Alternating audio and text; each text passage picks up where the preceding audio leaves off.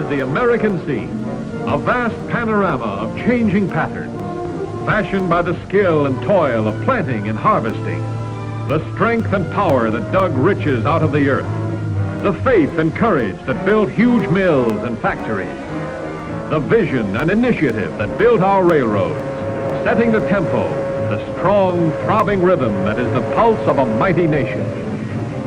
Today, forged out of a heritage of work and struggle, America is the living symbol of the miracle of modern production.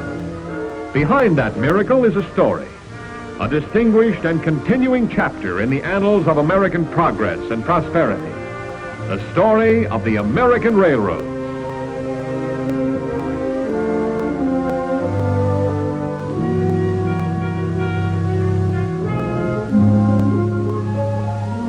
Here was our country only a little more than 150 years ago.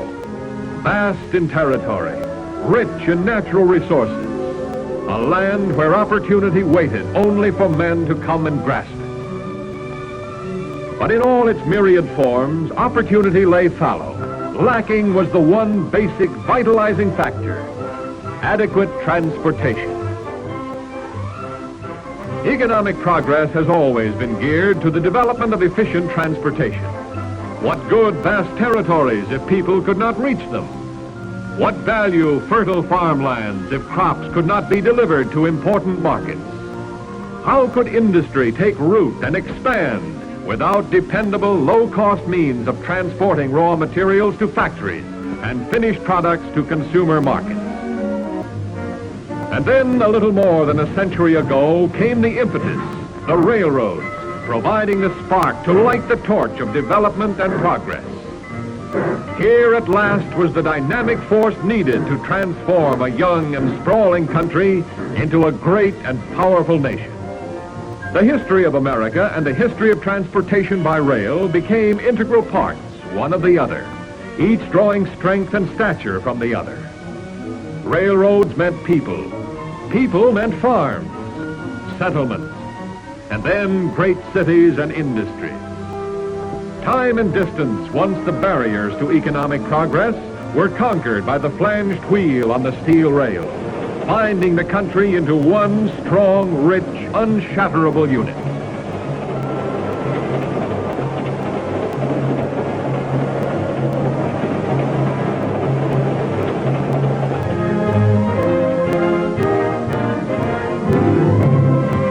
The vital function of railroads is to move anything, anywhere, anytime, to mills, markets, and ports, swiftly and safely, at low cost, giving the nation's products meaning and value for both producer and consumer. Railroads are the common denominator of American industry. Agriculture, mining, manufacture, each in its own right a great and vital industry, but each dependent on another basic industry, transportation by rail. The food we eat, the clothes we wear, the fuel we burn, the cars we drive, all depend at some stage of their production upon railroad service. Golden grains from the plains of the north and west, on every grocery shelf, on every table. Fruits and vegetables from the Pacific coast and the far south, delivered by railroad to arrive at destinations fresh as the day they were picked.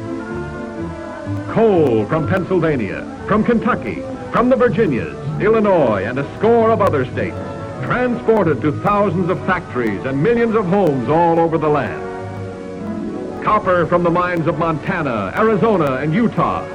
Iron from the mines of Alabama and the great ranges at the head of Lake Superior. Lumber from the Northwest and the deep South. Meat from the plains of the West. Cotton from Dixie. Oil from the Mid-Continent and the West Coast. The product of thousands of mills and factories moving in the mainstream of American life and industry. Moving at low cost. Moving by railroad. Keystone in the design of American business and prosperity.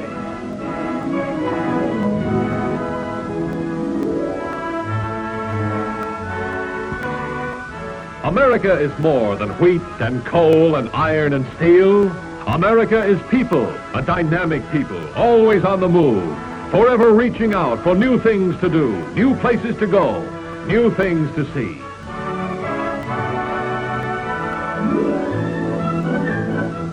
Every day of the year, every night of every day, millions of people planning, packing, arriving, departing on modern streamlined trains, to the familiar all aboard, to the clicking of wheels, music set to the rhythmic tempo of America on the move.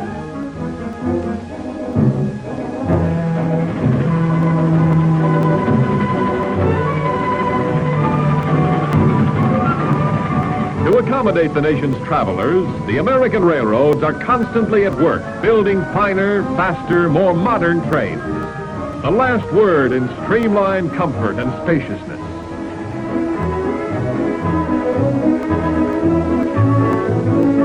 Today's passengers travel in cars which have been designed, built, and decorated to provide the ultimate in travel comfort, combining the ultimate in service and dependability with safety, speed, and economy. Today's trains are faster trains, smoother riding trains, more comfortable trains. These the nation's railroads offer to the traveling public for visits to families, for business trips, for holiday trips to the nation's great and widespread vacation land.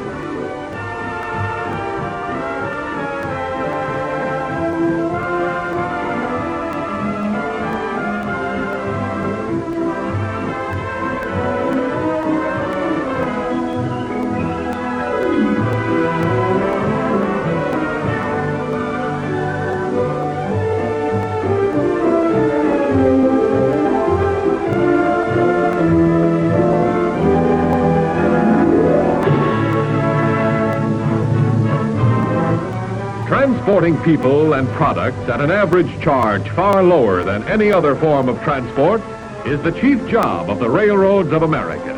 But the rail industry's importance to the national economy extends far beyond this primary function as a buyer of goods and services from other industries. With a shopping list that touches practically every conceivable phase of American commercial activity, the railroad industry is one of the country's greatest buyers and consumers. Railroads spend $2 billion a year for the products of American industry. Railroad needs range from toothpicks to cross ties, from paper clips to steel rails, from sheets and pillowcases to powerful locomotives. Railroads buy a great part of all the coal that is mined in the United States, as well as a large share of all the fuel oil produced. Railroads buy lumber by the billions of board feet. Iron and steel, railroads buy millions of tons every year to be converted into tracks and bridges, cars and locomotives. Railroads buy the myriad products of the nation's farms for the millions of meals served in their dining cars. They use everything in such quantities as to stagger the imagination.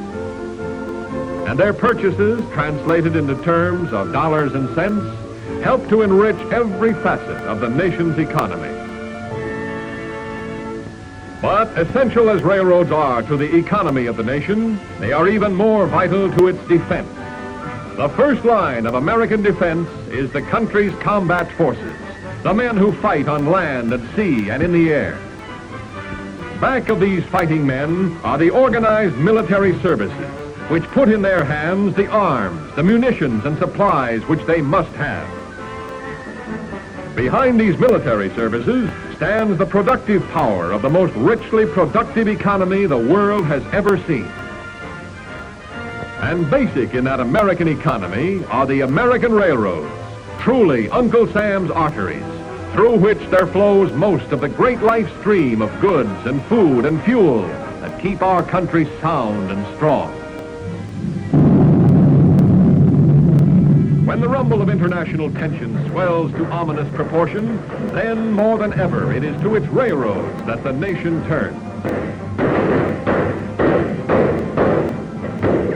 During the Second World War, these railroads carried more than 90% of all military freight and more than 97% of all organized military travel. The railroad's job was to move men by the millions to training camps and stations, to advanced bases, to ports of embarkation. And when their mission was accomplished and the victory won, to move them back to their homes. Their job was to move equipment, guns, tanks, planes, every sort of weapon, ammunition, supplies, food, fuel. Their job was to move to the ports of embarkation no less than 6 tons of such equipment and supplies for every soldier, sailor, and airman who went overseas, and to lay down at the ports no less than another ton of supplies every month to keep him going. And back of that, the railroads had the job of moving the mountains of raw materials, the iron and coal, the metals and the stone, the lumber and the fibers, the 1,001 things from which the American economy fashions the equipment and supplies which American defense requires. That's what the railroads were called on to do during the Second World War, and that's what the railroads did. That's what railroads will ever be called on to do in time of national emergency, and that's what the railroads are doing and will ever do, meeting the needs of the armed forces, first, fully, without delay. The railroads of America were created by the investment of almost $30 billion, almost all of it the invested savings of the American people, the money of millions of individuals put into the stocks and bonds of the nation's railroads, either directly or through the investments of savings banks, insurance companies, and other institutions which are the trustees of American savings. These savings have been utilized to acquire the cars and engines, to build shops and stations, to provide the roadways, the tracks, bridges and signals, the yards, terminals, docks, and all the other essentials of railroad operations. Among the agencies performing general transportation services, the railroads are unique in that they provide all of their own facilities, not only the vehicles in which they move the nation's business, but also the roadways over which this business moves. Railroads not only build and maintain these ways at their own expense, they also pay taxes on them, as well as on their cars, locomotives, and other facilities. Unlike most of the so-called taxes paid by other forms of commercial transportation, railroad taxes are not used to furnish tracks and stations for railroad use.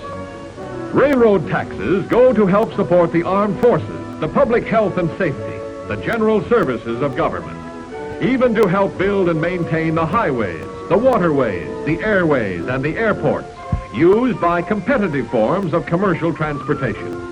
In school taxes alone, the railroads pay enough to keep 1 million children in school every year.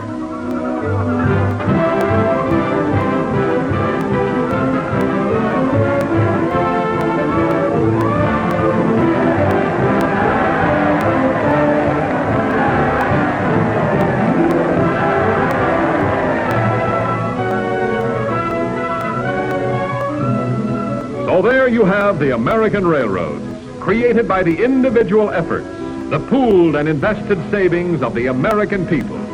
With justifiable pride in accomplishments of the past, accomplishments in peace no less than in war, the American railroads face forward to the future. They are ever at work on the job of self-improvement, in research laboratories, on tracks, in shops, in yards and terminals. From all this testing and trying and practical working experience come better things, better tracks, better cars and locomotives, better service, freight and passenger, provided only that the railroads have the opportunity to earn the money necessary to make these better things come true. The American people, their industry, their prosperity, their very existence as a nation depend in large measure on the effective services made possible by the flanged wheel on the steel rail. There is nothing in existence or in sight which can replace the railroad in performing the essential transportation services upon which the very life of the nation depends. With abiding faith in the fundamentals of democracy, under threat of war or at peace, the railroads will continue to serve the nation and her people along the proven pathway to continued progress and ever greater prosperity.